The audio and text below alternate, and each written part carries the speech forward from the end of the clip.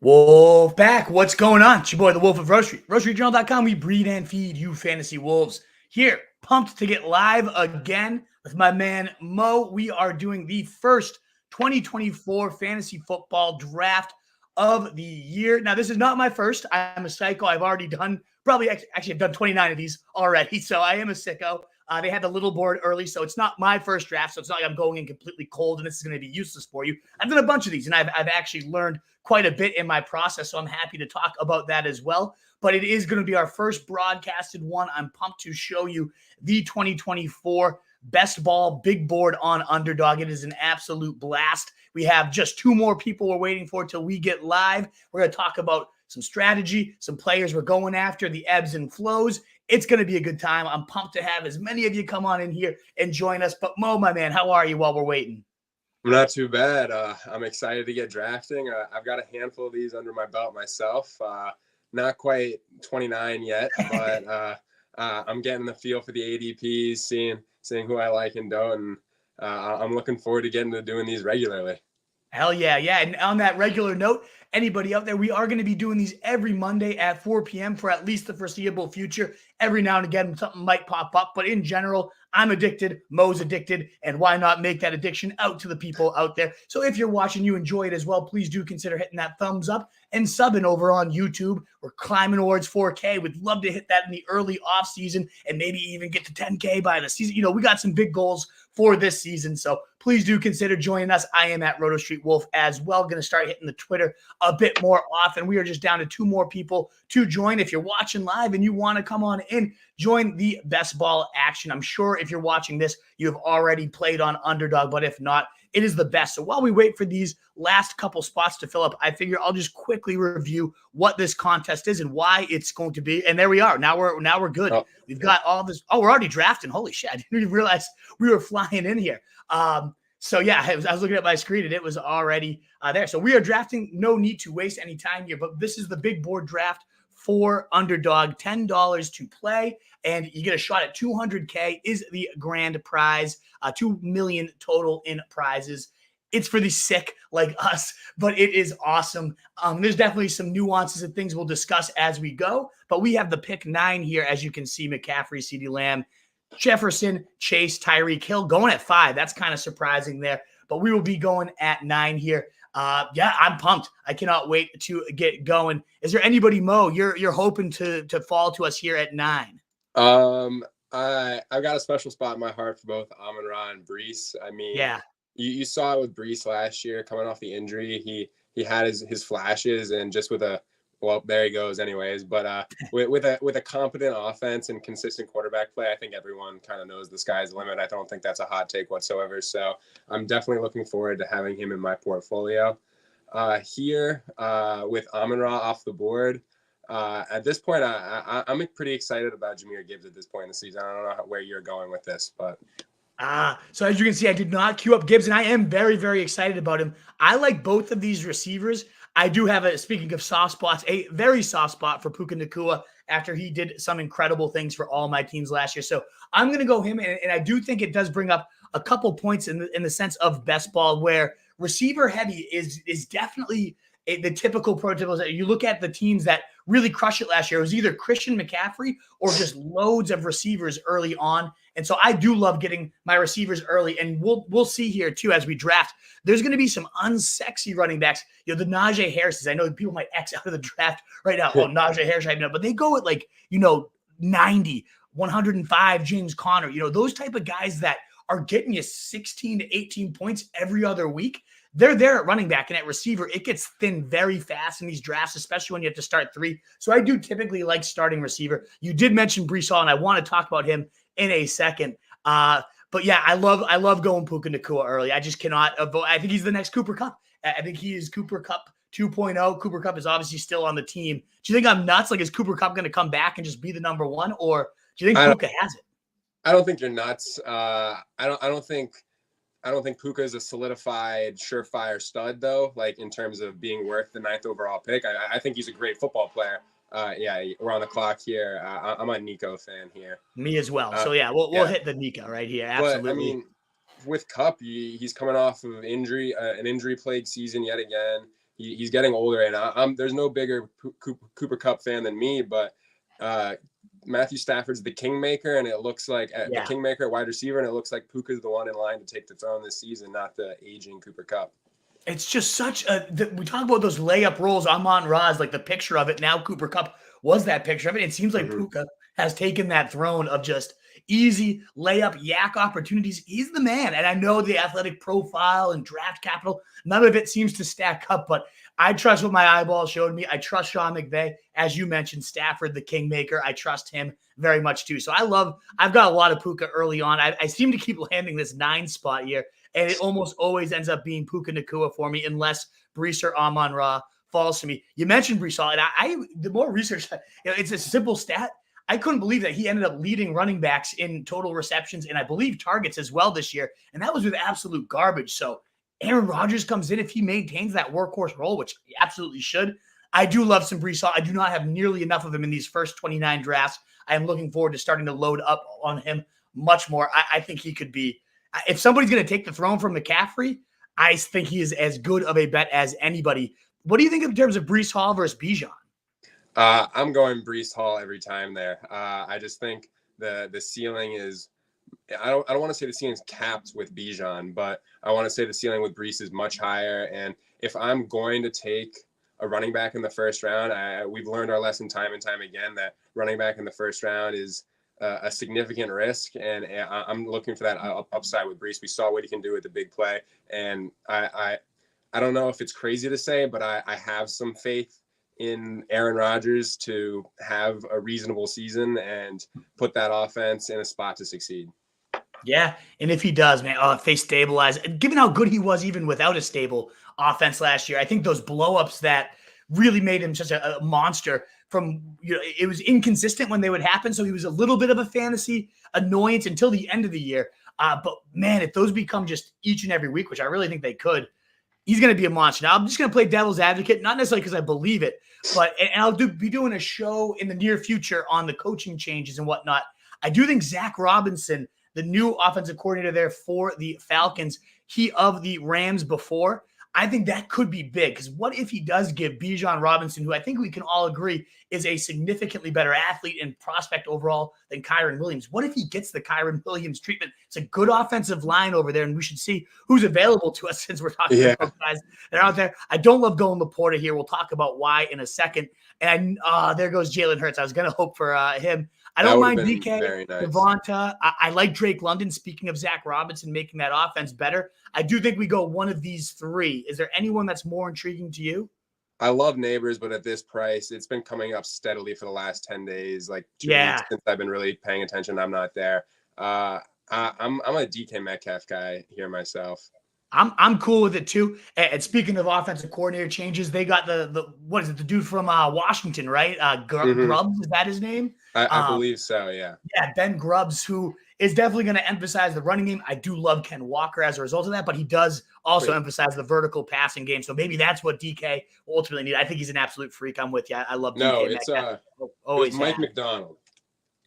Yeah, he's the head coach, but the offensive coordinator is Ben Grubbs coming over there because Mike McDonald, more of a defensive guy. And that's kind of why I like he hires this new ingenuity, whatever word I'm calling for there, smart, forward-thinking college guy, going to let him do his thing because he's going to control the defense. Let this guy, who is very, very coveted from what the reports are, could have been a head coach in college. And he just said, no, I want to test my luck calling plays at the NFL level. So I'm very excited to see what he ultimately does and what type of offense he brings here. I think DK is a very interesting pick. I do like Devonta Smith, who just went. I was hoping that he might fall to us. And there goes Drake London. I'd queue up Keenan Allen, Lamar, and I also do like Travis Kelce at this range as well. Any of those three stick out to you? We'll get to it later, but I'm out on Lamar. I think the running back class is incredibly deep. I hate to say I'm in on Keenan Allen, but with Mike Williams almost 100% gone in LA, I'm a big fan. Oh, well, I think we just laid it, Kelsey. So what makes you say Mike Williams is 100% gone?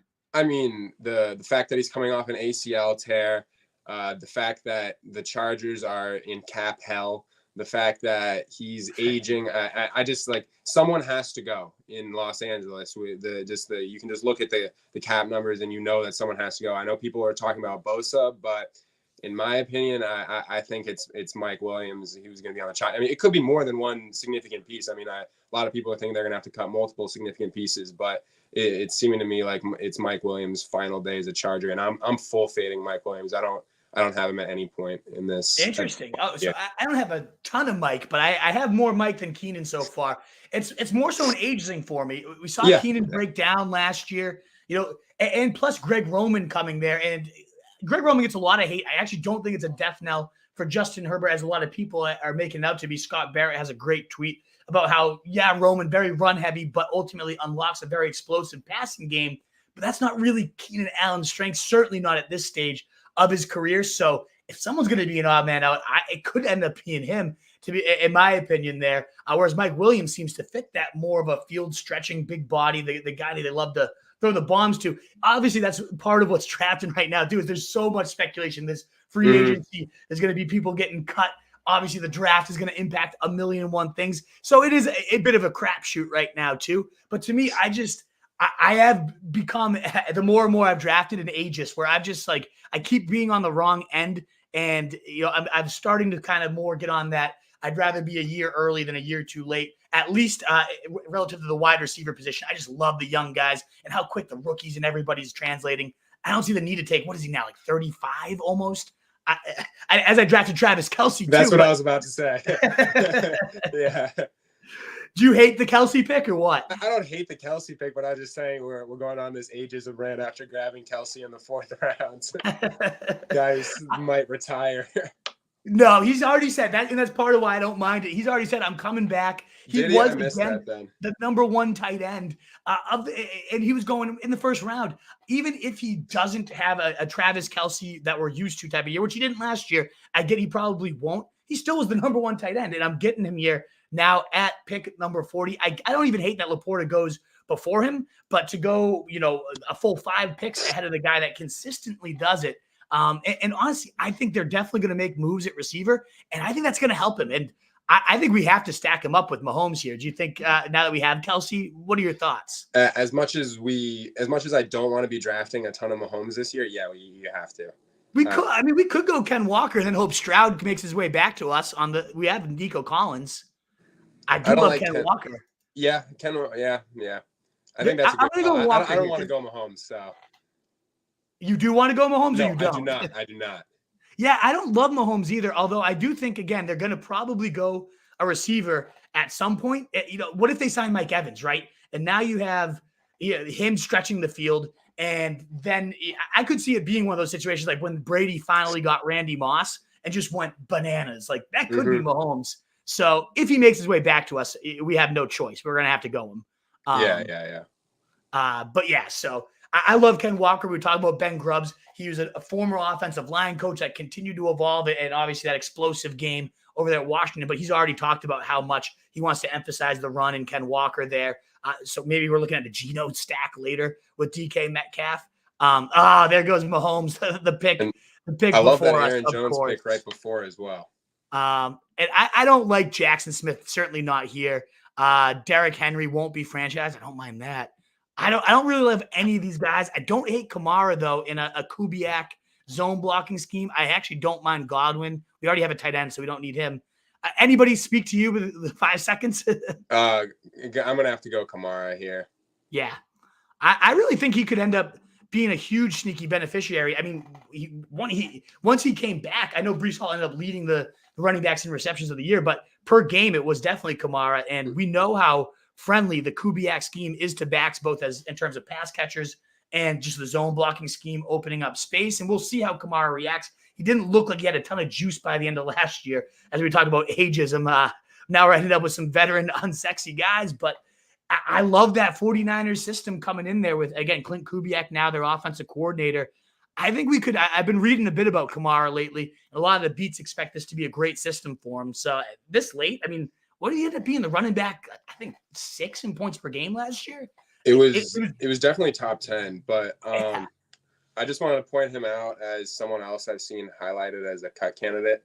Mm. Just the Saints are another one of those teams who are buried by the cap, and Kamara, we all know teams just are having a hard time justifying paying running backs a large sum of money. So I think he's great. I mean, he obviously was well worth his discounted price last year due to the suspension, and it's discounted again from based on how he performed last year. And like you said, it did seem like he had his moments where it looked like he was running out of steam, but his usage last year in the passing game and what it could be again next year, it's hard to pass up here at this point in the draft.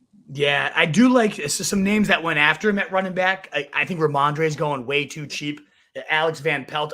Obviously, Nick Chubb has a lot to do with them being such a dominant run attack over there in Cleveland the past 4 years, but he loves making a centerpiece. Ramondre's talked about how he wants to be that every down back, as every back would say, but he's talked a lot about how he wants to get in that rhythm more often. They might not bring back Zeke, is the rumblings there. So I like Ramondre there. Montgomery, I know you're a Montgomery guy, right? Montgomery's such an easy click. He's the same price as he was last year, and I just don't see like he's not one of those. He's not going to break. He's not going to make or break your team. He's going to be so consistent, especially if you're going more fragile with your running back build. I think that he's just a good foundational guy to have on your team. He's going to produce consistently, and we know what kind of offense he's going to be. And I just don't see how it's just such an easy player to click on here at this cost. Yeah, I think that was a great pick there, but maybe we could have gone over Kamara, less uncertainty, as you mentioned, that cap situation. That's a really interesting point. Yeah, and this is also, though, the general philosophy as we talk about why we went Puka, Nico, DK. You can see how late some of these running backs are going. Henry, Ramondre, David Montgomery, Pollard at 77. There's still going to be guys here that at our next pick, we could go another running back. That's why I love these early, 3 wide receiver builds right off the bat. I think it's a great move. I do have a lot of Travis Kelce. Again, I know that's not maybe the smartest move. But hey, I just don't see a lot of downside at 40. I think he'll probably still finish top 3. Playoffs, the run he had. I really like this build we've got so far, with Kamara being the only one. Like, maybe we went a different running back instead of him. Maybe we went Nick Chubb instead. He's the type of guy that I could just see smashing his recovery and ultimately just being like Nick Chubb, and you're getting him in round 7. That wouldn't shock me at all. I'm But it is full now the sitting time. Chubb until there's something else going on, or until Yeah. there's some other update. I don't know. Yeah.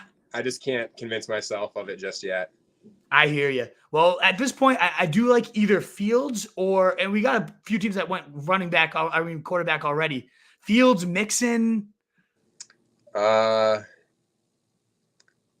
fans of Mixon and Connor here. Oh, and All we're gonna. That's my We'll bad. go Mixon. Yeah, We're speaking of cap, potential casualties, though. His value is really him staying with the Bengals. I hope he does. But if he does, you get him here. He had his best season, I think, of his career in terms of fantasy production last year. It came on real strong at the end. So I have no issue with Joe Mixon where we just landed him by any means. We were in the same spot last offseason. Nobody knew if he was going to be cut. Nobody knew whether or not he was going to be with the Bengals next year, and his price was so low because of it. And even after the Bengals came out, Zach Taylor came out and said that he was going to be with the team. His price remained low. So I'm looking forward to getting my hands on some Joe Mixon before his price comes up if he stays with the Bengals. Yeah, if he stays with the Bengals, 81 is an absolute steal for sure. We can definitely talk about some picks once it gets back through us that we haven't really necessarily enjoyed here. Tajay Spears being one that I'd highlight myself. There's a lot of guys that I could just see plummeting in price tags soon enough. But are you not a Fields guy? I do enjoy Justin Fields regardless of what team he ends up on with the running upside. But is that not a move you like here? I'm a Fields guy, but I've been holding off until we see where the dust settles. Yeah. So what would you do with this next pick? So obviously we're gonna have to find a quarterback somewhere. Never mind. I was gonna say I'm personally a big Christian Watson fan with the discount from last year, but that's off the table. I don't mind a running back here. Because these are just some of the names that I like. I like Brian Robinson. Well, there goes Najee. I was gonna say I like both Najee and Brian Robinson, but I think going with a running back or a wide receiver here and then waiting on quarterback, that's typically what I'd do here. I'm just going to toss out one because I love the rookie running backs that are going so cheap. I I just want to go Fields only on the sense that his worst case is what maybe land with the Patriots and a gross offense in that sense. What if he lands in like Minnesota and he's throwing Yeah, to Justin Jefferson and Jordan Addison and he's in Kevin O'Connell's system? Then he'd be going pick probably the quarterback four. So I think there's a lot of potential upside. And at 88, even his worst case, he's still going to be running all over the place. So it sucks because you can't really know who you're stacking him with till exactly. whether Chicago keeps him or he moves elsewhere, which does stink. I just don't really focus a ton. Stacking is so important in best ball, but in these early drafts, sometimes it's just so tough to hit a stack or complete it. So between the three running backs we just nailed, and then keeping it open to drafting some rookies later, I do like this crop though in terms of Najee, Mostert, Brian Robinson. Like I do love this round 8 backs from 5 through 8. I really do like all these backs. In hindsight, maybe we should have stacked Mahomes here instead of Ken Walker, but I love Walker this year. I'm a huge fan of him, so I don't mind the play at all. I don't know. Do you hate the Fields pick or what? I don't hate the Fields pick. Like I said, I don't know. Some players I'm trying to jump on them because of their uncertainty, and some players I'm holding off on because I don't know where their situation is. Yeah. And Fields is one of those players I'm holding off on just because the play style of Fields, I feel like it can just crumble if he ends up in somewhere like you referenced, New England. I just don't like he's not a quarterback that I think can overcome an offense that's not set up for his success. And somewhere like Pittsburgh that I know he's been linked to over the last couple of weeks, or New England, it's a terrifying thought to me. Yeah, Pittsburgh is pretty nasty. Although Yeah. even then, you get Deontay, you get George Pickens. I guess Arthur Smith is not the most attractive coach there for a quarterback by any means, but a mobile QB always will have his legs no matter where he lands. So I I mean, don't know. Arthur Smith did have people saying Ryan Tannehill was an underrated quarterback and Yeah, singing the praises of Ryan Tannehill for a couple of years. So that's we'll true. see. Yeah, we'll see. And deservedly so. Tannehill was a fantasy monster. I remember those stretches where he was like the quarterback 3, He's the only king of outscored by efficiency. MVP Lamar Jackson for a stretch. Yeah, I mean that, and he used him well because of his mobility. So, I mean, yeah, you're helping me make the case. Like, Yeah. I think no matter where Fields lands, his mobility will always give him humongous fantasy upside. There's a name that I like, Chase Brown. He's the media backup to Joe Mixon. He's one of those names that, like I talked about Mixon being a value. I think both Bengals running backs are values right now because if Mixon stays, he's going to take a massive skyrocket up the board, and if he's gone, you're getting Chase Brown now at pick 120, whatever, pick 100 instead of pick 50, where he'll be in the summer if Mixon's gone. Yeah, did he? I think he already went, right? Yeah, he just went. That's why I was talking Yeah, about it. exactly. I have some good Chase Brown stock as well. So I think he is a good one in terms of playing the best case. Because like you said, even if Mixon stays, he's likely after that late season flashing going to have a role here. All righty. What do you say? Maybe we go Deontay and hope that they line up there together. I'm always partial. Yeah, I'm always partial to Deontay Johnson. Yeah, the rest of these guys is like Marquise Brown's a free agent. He's like that nice big play threat too. I mean, you don't like Mike Williams, so I won't click on his name. I think Deontay makes sense here. It was an unfortunate run out for Deontay last year, but I mean, you just watch one game from him, you see the route running. It's kind of ridiculous. Yeah. If him and Fields end up together, we saw how he fed DJ Moore out of the slot too. That could be a beautiful situation, even with Arthur Smith again messing shit up around over there. What are your thoughts? I know we're going pretty far backwards here, but Kyron Williams, after he had such a monstrous running back 2 behind only Christian McCaffrey in points per game, is he a one-hit wonder? Or are you still a believer? I'm the believer that Sean McVay, when he finds someone he likes, will ride them into the ground.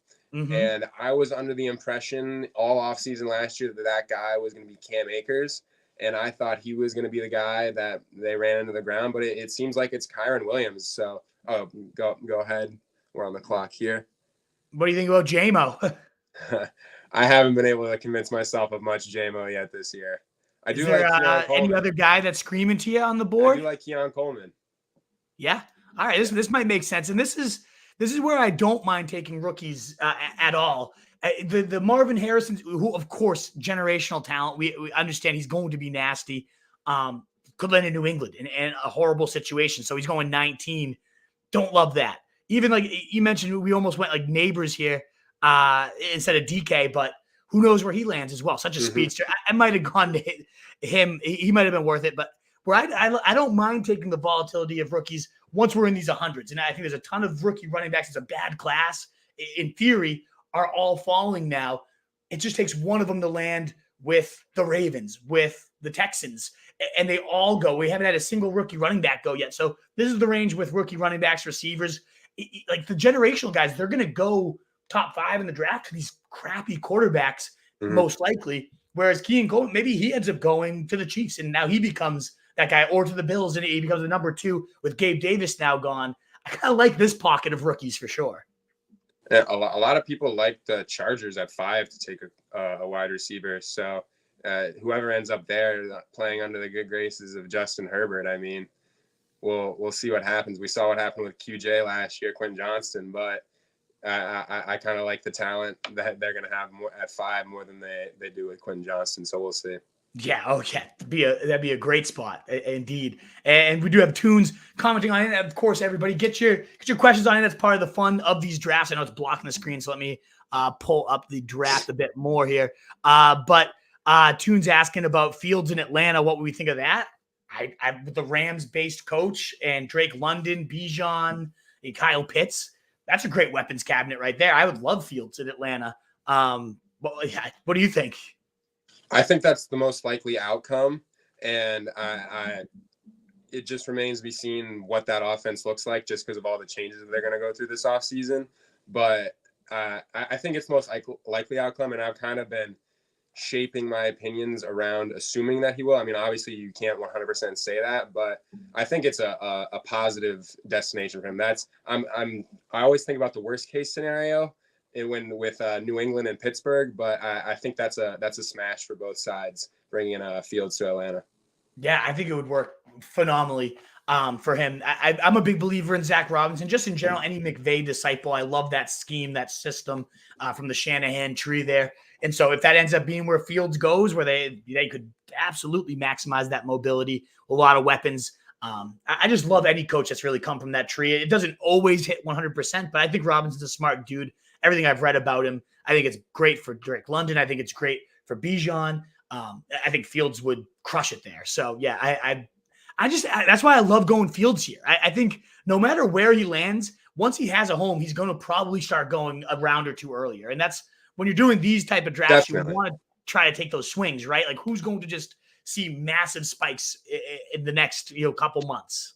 That's really, I mean, we're about to pick, so I can go on a little tangent later, but that's the point of doing these drafts right now, is trying to take advantage of people take advantage of other people not taking advantage of these uncertainties. And sometimes I fall into that of getting a little too nervous about certain players' outlooks and the question marks surrounding them. But that's the whole point, is to get that edge of people who aren't willing to go out. I'm not sorry to stop talking there, but I'm not too sure about Mitchell. I like Corum. He's a pretty straightforward ground and pound guy. I like Wicks here a lot. Wicks is a name that I've been taking a lot of. Yeah, I like Wicks a lot too. I'll load up on him here. The way Jordan Love came on that second half of the year, I believe he was the quarterback 3. I tweeted out just the other day. He was quarterback 3 in points per game as the season continued on. Midway through, he absolutely crushed it. And I think Wicks playing that deep ball role there, perfect type of best ball mold. I like Wicks a lot. Yeah, I'm with you there. I'm just looking to get pieces of this Green Bay offense before their prices all start to come up. Yep. There goes McConkey. I do like McConkey from the Georgia guys. But yeah, I think capitalizing on the uncertainty is exactly why you draft these, because some of these guys will be going significantly earlier. And a lot of people are going to take a big hit. I like going Blake Corum here, because whoever drafts him, you're getting a touchdown. I mean, very like David Montgomery-esque, right? Am I crazy to think that? No, that's kind of what I was saying. A ground and pound guy. It obviously depends on what offense he ends up on and how he gets utilized. But I think he's one of those guys that could easily take on a goal line role and put in Yeah. double-digit touchdowns like regularly. Yeah, the right offense, absolutely, and that's where a couple names I wanted to highlight that I could see just like plummeting. I could see the Titans drafting Blake Corum and suddenly Tajay Spears. These smaller backs that maybe Spears does leave the offseason as the feature guy. I like Spears as a player. I have him on my dynasty squad. I hope he is the guy. But going 61 over Aaron Jones, Henry Stevenson, all these running backs, where they're going to Henry probably gone. So I get why Spears has this kind of sex appeal. Oh, Henry's gone. Of course he's going to move up. They're probably going to draft a Corum or any of these type of big plotting backs to complement with him. And as electric as Spears is, I do think he's going to have a good year. He's a great receiver, makes the big plays, but he's not going to be this featured back, my guess at least, that a lot of people think. So to get Joe Mixon 20 picks later, who just had 12 touchdowns last year, I just don't get Spears. I think, there's a lot of guys that kind of fall in that Ty Chandler's one, where I guess this isn't too bad of a price for him, but there's no way he's entering the year as Minnesota's number one guy. Even Madison could probably continue to eat into his workload. So I'd rather than go Chandler, give me Blake Corum, who could just equally end up in Minnesota and be the touchdown guy there right afterwards. So Chandler, Spears, those are kind of the guys I just don't see ever having that featured role. Maybe even Roshan kind of falling in that train. What do you think? I mean, for Spears specifically, he's like one player everyone knew throughout the last 6 weeks of the season or so. Everyone was talking about Derrick Henry's like doing his farewell type of stuff. And so Spears was one player who I've just kept in the back of my mind saying, I want to be excited about this guy. But given his price, I think his ADP is hovering right around 60, 70s right now. Given his price, everyone's already excited for me. And my one note on Spears is I just don't see how they leave this offseason without another back. It just doesn't seem smart from a roster construction perspective. And I just don't see that front office not finding someone either in the draft or free agency. So I don't think Spears is going to have this backfield to himself. And I think that's a pretty common and popular opinion. It's not a hot take to say that, but I don't know. I can't get behind the price tag, especially like you said, with some of those other names that are there. Aaron Jones is one of my favorite clicks in that area. We know he's got the big play explosive ability. He's gonna be in Green Bay next year, and correct me if I'm wrong, but I believe AJ Dillon's a free agent, so he might be even out of the picture. So I don't know. There's just the fact that his price included, as well as the fact that there's some other names around there. I just have a hard time getting behind Spears right now. Yeah, perfect. We're in alignment there on Spears for sure. And again, I like the player a lot. I think he's very electric. Plus, you got the whole knee history in college, though, too. There's just a lot of risk and downside with him. Yeah, exactly. So, there's just, to me, he seems like somebody who's bound to have his price go down no matter what. Whereas, like Fields is that example, no matter where he lands, I think he moves up. There's like very few kids. Those are the type of guys I'm looking for. And in this range, I do love like Brandon Cooks. We saw how explosive that offense was, explosive downfield guy. I do love taking the risks on these type of rookies, the Keane Colemans, the Lad McConkey's going to catch a million balls there. Actually, don't even hate as unsexy as Thielen is. How hot he was running at the beginning. We don't have a backup quarterback. I do really love Bucky Irving, though. I love loading up on these rookie running backs. What if he's the one to end up and he's such a good pass catcher too. I'm just going to go Bucky Irving and we talk about it. But this is where I really like, again, taking these rookies in particular. I really like the rookie running backs because wherever they get taken, and then it's not a good class. I'm not sitting here saying I'm loving every rookie running back here, but I think it's gotten so overbeaten how bad this class is. Like Corum and Irving, they're probably going to be late second, early third round picks. And again, if it's with the Texans, there's a few of these like value holes where wherever somebody lands, they're going to have some serious value. Maybe the Ravens, although I feel like Derrick Henry's probably just going to end up with the Ravens and be a monster. But yeah, I mean, I love Bucky Irving. I think these are the type of picks I really like. I like Braylon Allen. I don't know if he went 143. Yeah. I just love this range for the rookie runners to take that stab and hope you get the one, because one of them will and be the guy that goes to the Texans and they're going to be a monster. The name I was going to toss out here for our next pick was Michael Mayer, but I just saw on the draft board he already went. That's just to talk about someone else. That's a name that I do like a lot. I think he's going a little bit too late right now. Yeah. Here I'm not a huge fan of either Likely or Otten, so I don't think I really want to go tight end here. Do we take a stab at like Mims big play? Or do we Yeah. go another rookie running back and just stack up another rookie runner? Sure, yeah. Audric Estime, 3-down skill set, like could be. We just keep taking these stabs and hope one of these three is the guy to end up with the Texans. One of these three is the guy. Tony Pollard doesn't get re-signed, and one of them ends up with the Cowboys. Like there's any one of them could be being a round 3 pick if the right thing ends up happening for him, round 4 at the latest. So yeah, I think that makes sense to just keep taking these stabs. And now we have 6 very capable backs. We might not need to address the position the rest of the draft, even though I do love me some Keaton Mitchell. I think I'm not going back to Daniel Jones, but Geno Smith, since we have Walker and we have DK, if he falls back to us, we're making that bet that maybe this new play caller comes in. There already were a solid offense. Maybe he unlocks a new level, and I get that they might draft a rookie, but they did. Correct me if I'm wrong, they committed to Geno again, right, for one more year at least. They signed him to a big extension last offseason. Yeah, and then they picked up they had the option to kind of get out of that, but they have they picked up at least that one more year this year coming in. So yeah, he's at least locked in. For this season. Yeah. And I think we saw the ceiling of Geno in 2022, but it's still not bad. I think especially just with how our roster is shaping up. Yeah, taking Geno here makes a lot of sense, or taking Geno in the next round makes a lot of sense. But I'm not opposed to Geno, but I think we kind of know what we're getting. I don't think we're going to be getting some game-changing pick here, but just in terms of our roster construction, yeah, I think Geno's a good pick here. Yeah, we'll see what happens there. Tune saying he thinks Henry ends up in Dallas. That would be Henry seemed like he still had some in the tank. A lot of people talking about him in Dallas, and I think even Jerry Jones has said something about wanting to bring him in. But we'll see. It's so easy to speculate and like make the case for how awesome a pick would be in the right situation, but it's just so hard to say at this point. Yeah, I know.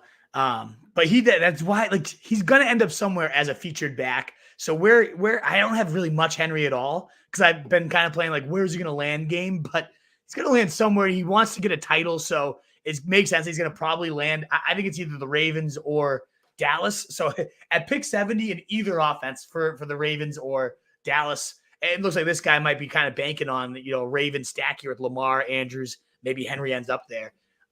He's going to be a beast no matter where he lands. I guess I get he's going to be 30-year-old running back next year too, but he's built different. He's the type of guy that I don't mind being here too early on, or rather, predicting that he just continues to go nuts.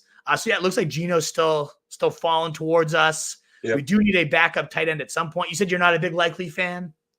It's not super sexy to me. I mean, I just can't. I haven't really been able to envision what kind of role, because he showed that he's able to be a starting tight end in the NFL in a quality one. I mean, I don't think in terms of like yardage production and fantasy production, there's only a handful of tight ends that do that these days. But I think he proved last year he can be one of those guys in the right situation. But it just comes down to how much time is he going to get just to compete without Mark Andrews, and what will look like with Mark Andrews on the field. So, yeah, exactly. When Andrews was out there, he was nothing. So I'm with you. Yeah. It is almost like the ultimate handcuff, because when Andrews was out, he was a top 5 tight end. So I don't hate him, especially when you have a guy like Kelsey. It's not like you're looking for someone to consistently. He's gone anyways. I don't hate Juwan Johnson, the touchdown machine. Yeah. I like Tyler Conklin if Rodgers was to be healthy. We go back to the tight end list, the full tight end list. Yeah. Tucker Kraft, I actually don't mind at all. Noah Fant, free agent. Highly athletic. Just personally being a Bengals fan, I know he's linked a link to the Bengals. A lot of people calling for his name. I think that's a name that we should grab just because of the athletic profile, and we just don't know where he's going to end up. Yeah, we can we don't still have to wait grab on him yet. like overall, 211. I Yeah, think we we don't have to got get some him yet. time, and it's not like I'm dead if he doesn't come. I mean, Mhm. maybe it's Ray Davis, yet another rookie running back stab, and just hope to get the right one.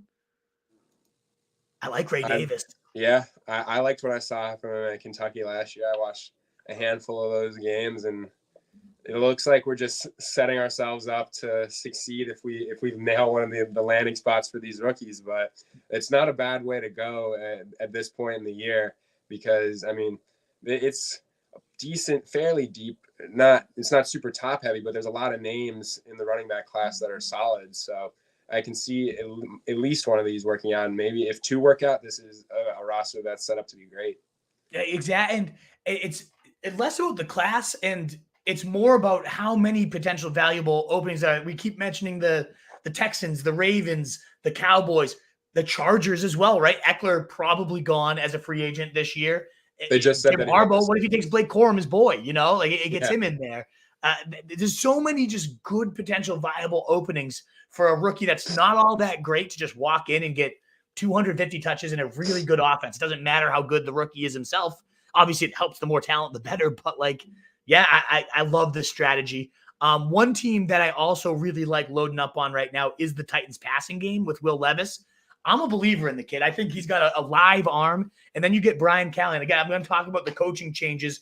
I think Thursday, Me and the Truth might be going live and just kind of summarizing the 10 biggest takeaways. And one of them is going to be the Titans passing game as a very undervalued pool right now, because I think Will Levis is legit. I think DeAndre Hopkins going in like the 70s right now. He was already a top 20 receiver in a horrible situation last year. I love stacking those two up, even maybe Treylon Burks, who I've never been a Treylon Burks guy, but I could see him bouncing back in the right type of system. I like these pieces. I like Chigo Konku as a result of that, a really athletic guy that could be finally used. It's more so just buying that Callahan is going to really just pass far more often than the rest of this team.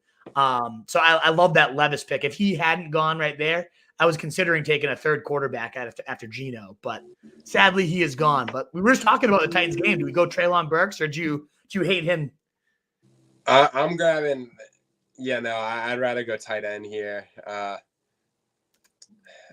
No, You we really could like go Burks. Fant, We could huh? go Burks and Fant. I kind of want to go Okonkwo at least. I like Right. the late Titan stack. I kind of All want to right. get. I'm going with Okonkwo. I think he could end up being a real big difference maker with the right play calling here. I'm buying. So, what do you think of that narrative, the Titans passing game? Am I crazy? So I've been seeing a lot of steam behind DeAndre Hopkins, and no, I'm buying into it, at least for DeAndre Hopkins. I mean, we didn't last year. I thought that Treylon Burks had a chance to prove that he was going to compete for targets and push Hopkins and maybe make that jump, but I didn't really see much of it last year. So I think Hopkins is going to be the target hog, and he's not going to have any true competition. And I agree. I think Callahan is going to bring a more pass-centric offense, especially. I mean, it would be stupid not to, just because you have the departure of Derrick Henry. I mean, how do you not start passing the ball more? Shipley just went, actually. I was just looking him up. I like speaking of rookie running back. Yeah. But on Hopkins, yeah, I think it's gonna be more pass heavy. It kind of has to be, and the target competition isn't that strong. So with Hopkins in the 70s, yeah, I'm buying that.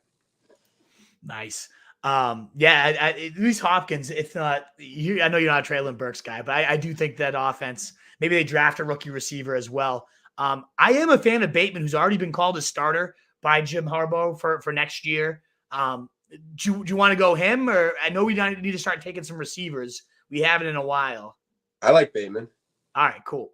I've always been a Bateman guy, so I've been getting burned for years and years and years. But yes, I don't have anything against Rashad Bateman. They seem to love him in Baltimore, even though he spent most of his career injured and not producing really. But yeah, he seems like he's going to have a role in Baltimore, and that team is going to be, that offense is going to be humming next year. At least it should be. I mean, I don't see why they really take a step back from last year, and they put together some pretty great games. So, yeah. Yeah, I'm with you. Like you said, he didn't do much for the majority of the year, but towards the end, he started to come on. He has that first round pedigree, first round capital. He is a speedster in a full-time role, especially entering the offseason, knowing like I am that number 2 guy. after Zay Flowers right now. I could see him having a really big bounce back. I, in general, think there's a lot of intriguing late round receivers that you can just kind of wrap your portfolio up with. And that's why, we had taken so many just random rookie running backs. We hadn't had a receiver since 129 with Wicks.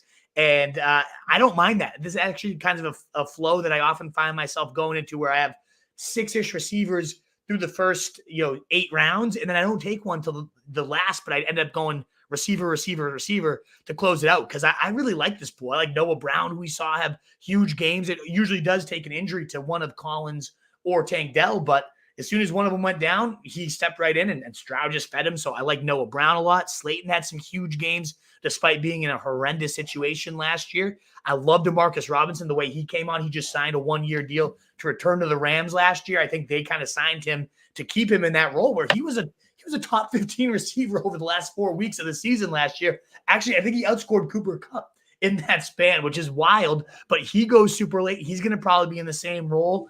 So I don't mind going Robinson. Normally I would have had Stafford, but he went really, really early to stack with Kupp. I would have liked. But Jawan Jennings, a free agent who came on huge in the Super Bowl, I could see him kind of getting a big deal to end up being a big player somewhere else. Even though you almost love that, you wish you'd get a bigger role with Shanahan. That's not going to happen when you have Debo and Ayuk. Could see Jennings going somewhere though and being a player. I just love this like late receiver pool here. Darnell Mooney's a free agent. I don't know, any of those guys kind of catch your eye? I like DeMarcus Robinson. The thing I like about DeMarcus Robinson is you're getting with Sean McVay almost the entire year last year. He ran it changed throughout the year, but he only would play almost 3 receivers the entire game. The fourth receiver would see a handful of snaps, but not very much. And by the end of the year, DeMarcus Robinson was that third receiver who was playing the whole game. Not every single snap, of course, but he had that wide receiver 3 role locked in. And they obviously like him enough. They just re-signed him to a deal. So that vote of confidence in giving him another year, I think that kind of locks him in as that third option. Not necessarily the third option, but the third receiver. So I don't mind grabbing Robinson here at all. Yeah, perfect. I'm with you there. And like you said, yeah, when it was Tutu Atwell, he was viable too. Yeah. So who that third guy is going to be viable. They just signed him to a $5 million deal. I'm a big fan, and I am a big fan of Noah Brown too. And we already do have Nico, so kind of protects him in a way, like if Nico missed time. But I do think the guy at the end here has so we kind of have to pick our poison because we're going up against Stroud and Stafford.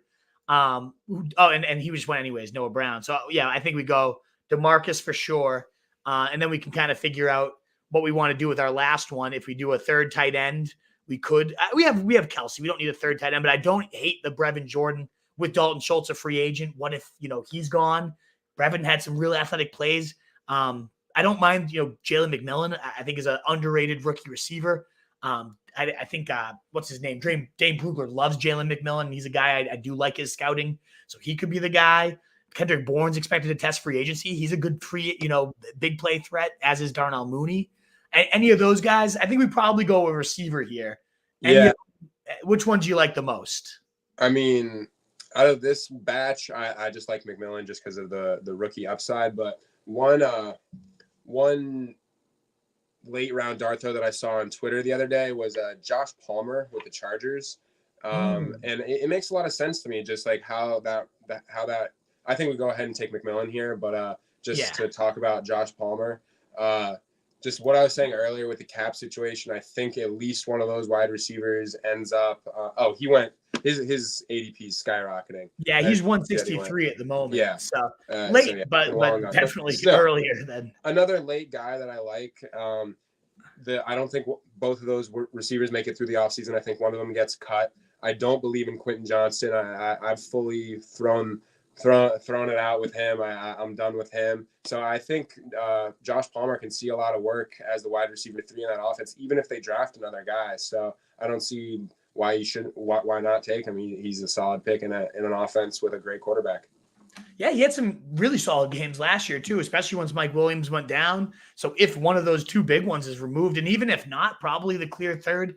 My only hesitation with Chargers is, again, Greg Roman coming there, and he's such a run-heavy coach, but he does like the big play. I think Palmer will probably need one of those 2 to be gone, but if you're right in that assessment, at 163, he's going to be a steal. So that's an intriguing one. I have not been giving him much thought. I'm glad you brought him up though. That is intriguing for sure.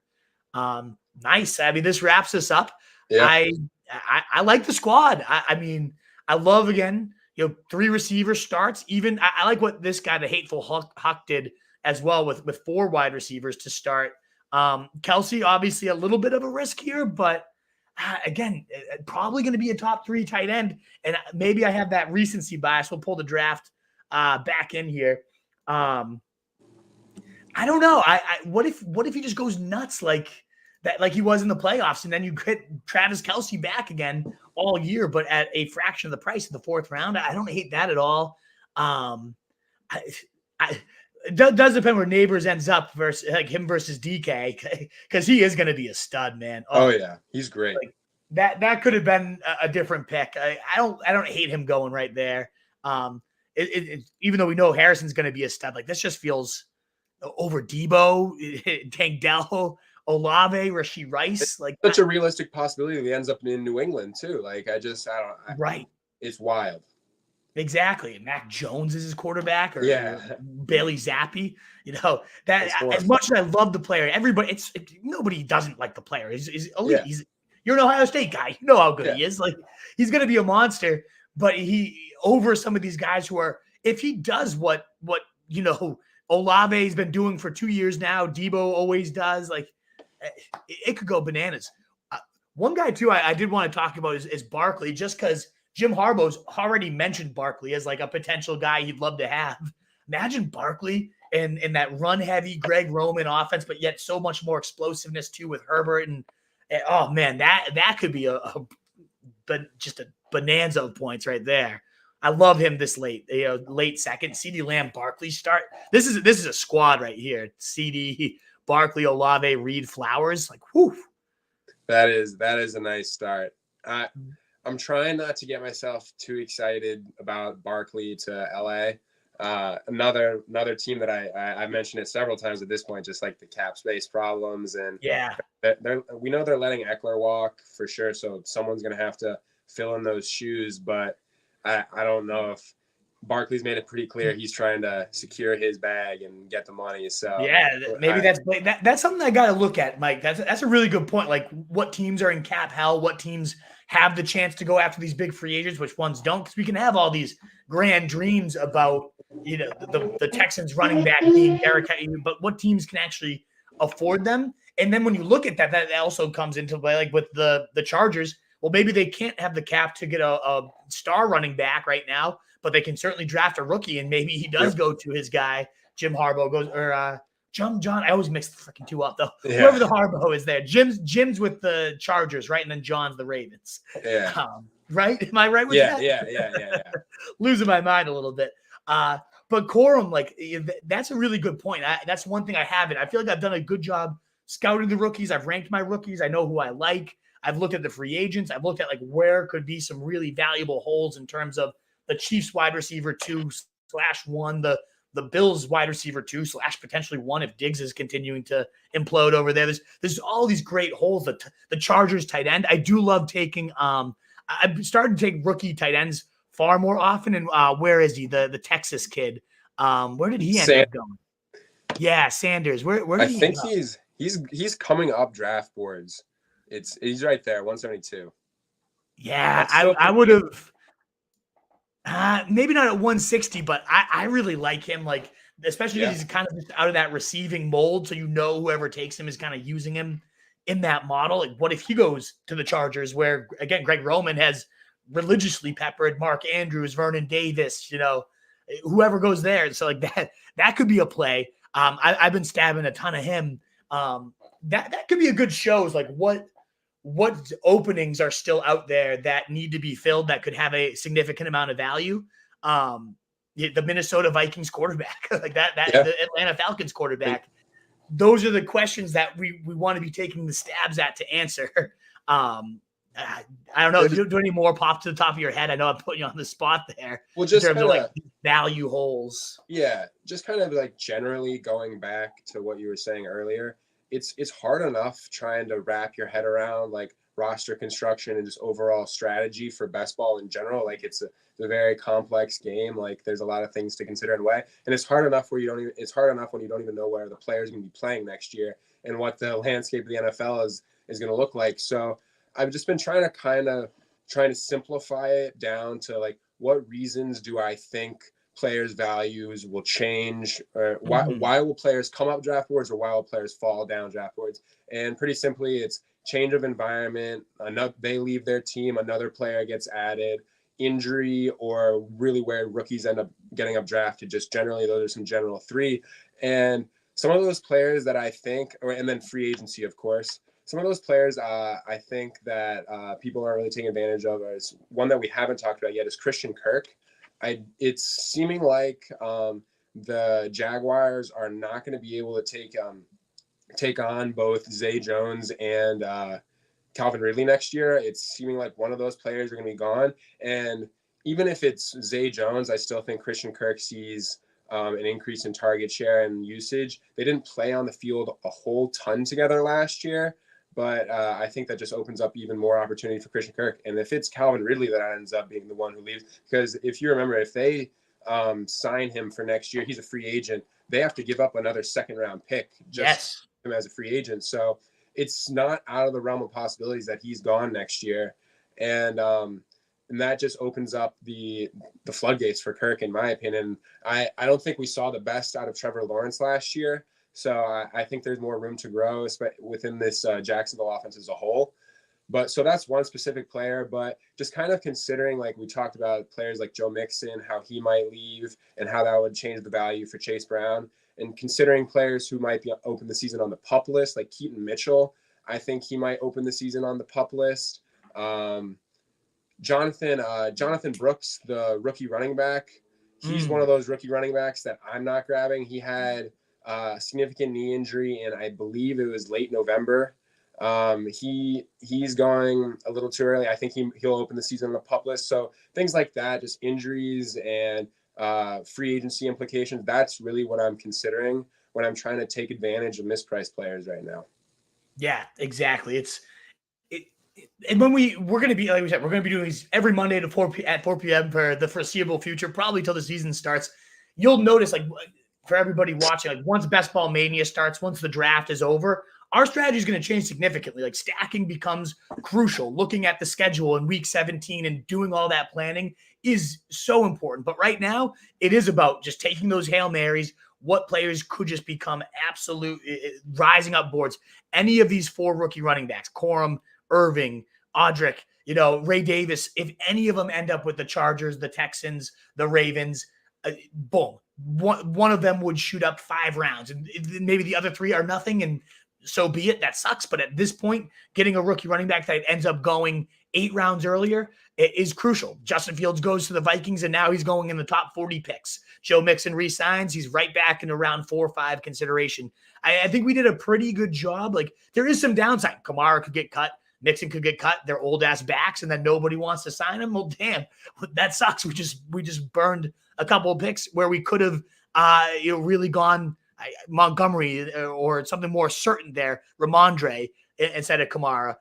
That's kind of the one pick that's like sitting there lingering with me that, like, yeah, I don't know what I think about Kamara. He did have a good year last year, but didn't look great. Like, I do think I'd rather have seen Henry, Ramondre, Montgomery there. But I think we balance it out with like taking those unknowns there as the rookie running backs there. And I like our late receiver stabs. I mean, there's a lot of unknown on this team, and that's kind of the point. That's kind of the thread I've been running into here with these players. So I like the squad. I think it's a great first one. I'll make sure to name it with Mo in there, so that way we see if it wins 200K, you're getting your cut of the draft there. But this was a blast, Mo. I had a blast. Thanks for joining me, man. Yeah, it was a good time. And now that we've got a plan to do these regularly, it'll be interesting to see the flows of ADP and just draft strategy throughout the summer. And I think we'll come to find that it's going to be easier to break down these drafts once we know kind of where things are shaking out and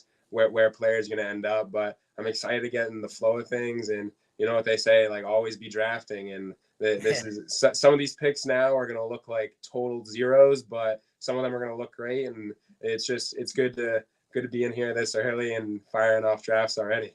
Exactly. Well, if you're still here with us, it means you enjoyed the content. So please do consider hitting that thumbs up button, helping your boys. I do have free best ball rankings with the rookies included over at rotostreetjournal.com. You can check that on out. You can follow me at RotoStreetWolf. Kyle Toon saying Duck moaned when I took Ray Davis. Indeed, that Kentucky, I can hear that Kentucky accent moan from over here. It's not a pretty sound, but ultimately, yes, Ray Davis is a bowling ball, and apparently Brooks might be ready for training camp, says Toon. So, hey, I actually don't mind taking some stabs at Brooks. We'll see, because I do think he could be the ultimate rookie running back of this class when healthy, even if that's a little bit later in the year. So we'll see what happens ultimately there. But come on over, guys. We'll be there every Monday, 4 p.m. With these drafts. So come check it out on that last plea again for that thumbs up button. The Wolf of Fizzy Sheep, guys. Be the Wolf. Later.